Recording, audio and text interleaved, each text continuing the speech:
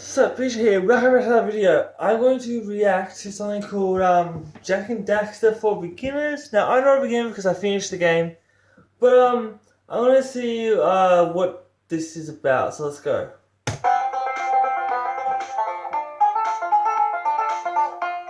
kind of like it. So Jack and Daxter came out in 2001 and everyone was like,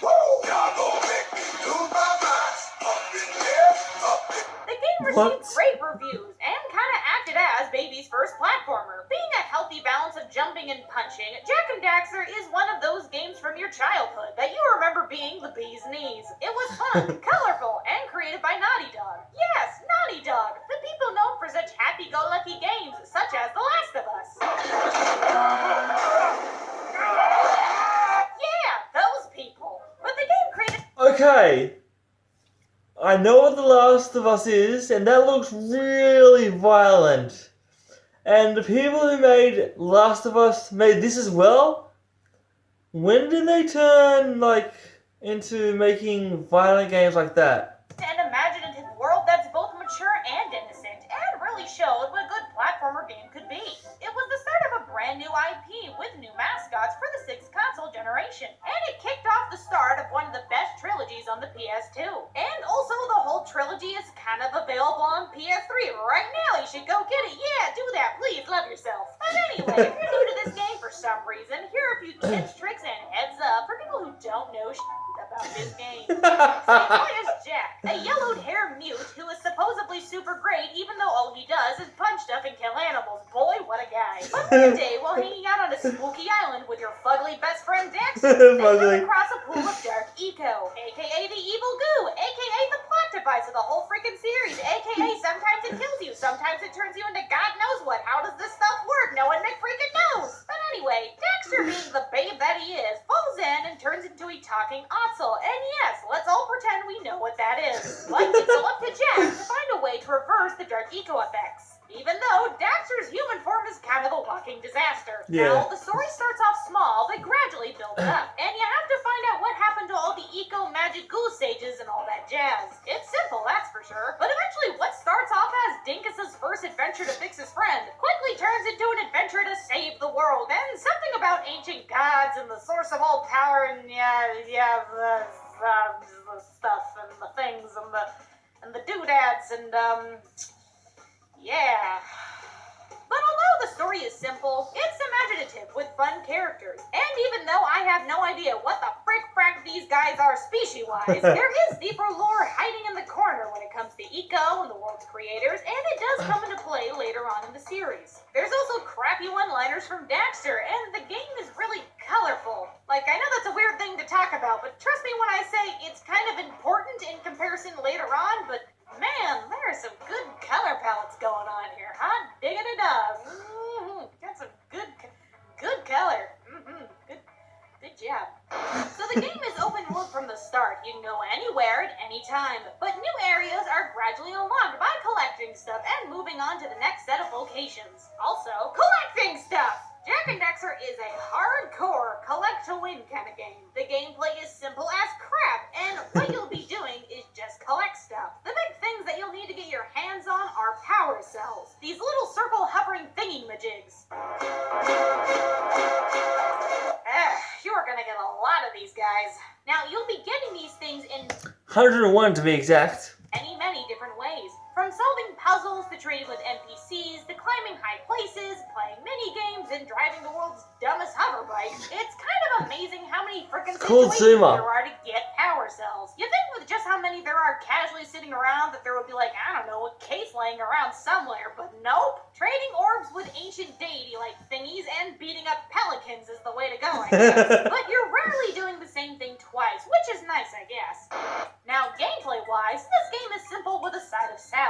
You're gonna jump, you're gonna kick, and you're gonna punch, and that's about it. You're gonna end with the same abilities you started with. There's no weapons, no power-ups, kind of maybe a little bit sort of hold on people who played this game before. I'm getting to it 1 second, and there's also no XP. Now, the thing about this game is even though you don't get more powerful, the game is gonna get gradually more challenging, and some of these sections can get really hard.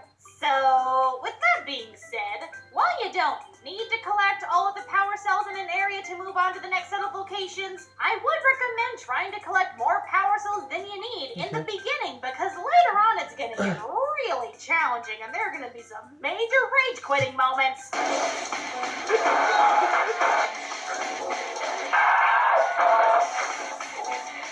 I love video games, you guys. They are so great. Okay, like I said, there aren't any permanent power-ups, but the eco junk, aka all the colors of the rainbow funk, does play a part of the gameplay. There are 6 different types of eco just chilling around, and they are gradually introduced as you progress through the game. There's blue eco, red, yellow, green, light, and dark. Blue eco makes you go fast and activate certain things. Yellow eco lets you shoot crap out of your hands. Red makes you punch real hard, and green gives you life. Light eco isn't important, and as we've established, dark eco, which makes no sense and will kill/hurt you for some reason, but didn't kill Daxter when he fell in. I don't know, it's just temperamental like that. Does this not bother anyone else? Okay, just me. Moving on. Well, now, there are chunks/vents of eco that you can run into, and they will let you use their powers for a limited amount of time.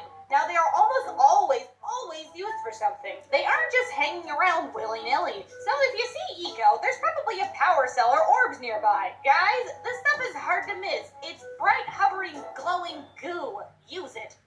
Now, the one eco that is literally everywhere and doesn't mean crap is the green eco. This stuff is in chests when you kill enemies. It's McFrickin' everywhere and it's dumb. You got 3 life chunks, and there are little green eco balls that are supposed to refill your health after you collect enough. But you need 50 to refill 1 chunk. No one has time for this. I don't have time for this. It's too many, Naughty Dog. It's dumb. Now, why is this so dumb? Well, collecting 50 takes a really, really long time, and this game has no death penalty. Like, Jack is borderline immortal because dying does nothing but send you back to the nearest checkpoint, and these things are everywhere. Don't be afraid of dying in this game. It takes seconds to respawn, so don't even bother collecting the green eco to refill your health when you can just throw yourself off a cliff to get full health. Wait a second, it says something here, Dying in this game. It says, okay, it says, note, I'm talking about the little green eco balls. The big ones are cool, so go for those if you see them. Seconds to respawn, so don't even bother collecting the green eco to refill your health when you can just throw yourself off a cliff to get full health. Yeah. Nailed it. Nailed it. So this game is big on the collects, but keeping track of the junk can get a little hectic. Now in the menus, you can see what items you have collected where and what's still missing. And if you're one of those crazy, I gotta do 100% everything collector types, stop this video and go see a therapist first of all, and then check your menus often to see if you got everything in the area before. That's me, by the way, guys. Now here's the thing. This game is hard to 100% complete. Is it worth it? I did it. Personally, not really, no. Mainly because it just unlocks the secret ending, and with the power of the internet, you can just be a filthy casual and look it up if you want to know what happens. So that's not how I work, though, guys. I have to do it myself. Unless you're really into it or want to brag about how awesome you are at some game that came out 14 years ago, collecting everything is a tad anticlimactic, and I wouldn't recommend it. I love you too.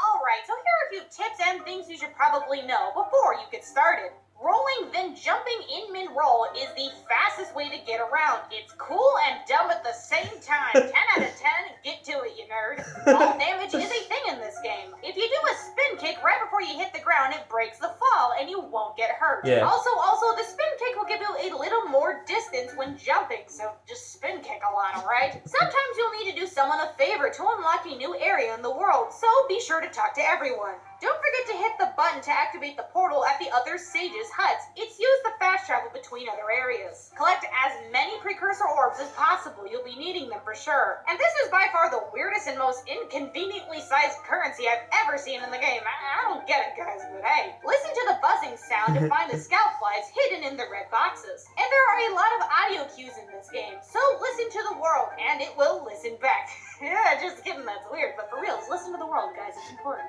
Be careful when swimming, and don't swim out too far. What you say? So BoJack and Daxter is a fantastic third-person platformer with a lot of variety and memorable characters and settings. It's cool core gameplay elements can get rather frustrating, and the constant collecting can get a little old after a while. But this was Naughty Dog's first big step into the 6th generation console world, and they created something that a lot of gamers hold dear to their little nostalgic hearts. And even though this game is like 14 years old, it still holds up and is one of the PS2 trademark games. And it's just good, guys. It's just good old-fashioned good. And I hope this Basics Beginner's Guide makes your gaming experience a little better. So please rate, comment, and subscribe, and I hope you have a fantastic day. Hey, how's it going? Did you like this video? Well, if you did, why don't you go watch another one, you nerd? Also, why don't you go... Well, I guess we're awesome for our video. Leave a comment below, let me know what you want to react to next. Click subscribe and still around me after that, turn notifications on so you never miss my videos. I love you all so much. Thank you for watching. I'll see you in tomorrow. Until then, peace and lights out.